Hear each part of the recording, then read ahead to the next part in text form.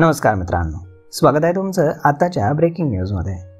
मित्रांनो, विधानसभेच्या निवडणुकीची घोषणा झाल्यानंतर महाविकास आघाडी आणि महायुतीमध्ये जागा वाटवाच्या मुद्द्यावरनं वाद सुरू आहेत.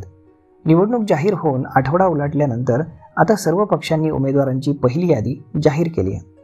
यानंतर महाविकास आघाडी आणि महायुतीचा मुख्यमंत्रीपदाचा चेहरा कोण यावरनं दावे प्रतिदावे सुरू आहेत.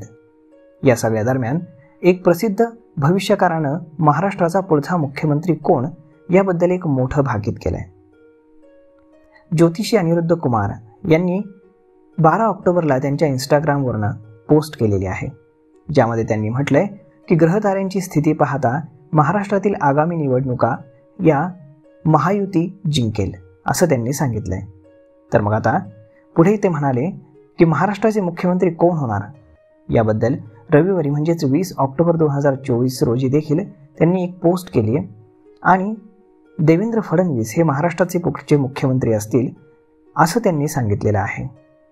तर मग आता महाविकास आघाडीमध्ये कलह सुरू आहे, परंतु आता पाहावं लागेल की या ज्योतिष महाशयांनी जे काही भाकीत केलेलं आहे ते खरं ठरतंय की नाही. तर मग पाहूयात तुमचं मत काय की महाराष्ट्रामध्ये पुढचा मुख्यमंत्री कोण असावा हे तुम्ही आम्हाला कमेंट करून सांगायला अजिबात विसरू नका. आणि जर हा व्हिडिओ तुम्हाला आवडला असेल तर आपल्या जवळच्या मित्रमंडळींसोबत देखील हा व्हिडिओ तुम्ही शेअर करायला विसरू नका. धन्यवाद.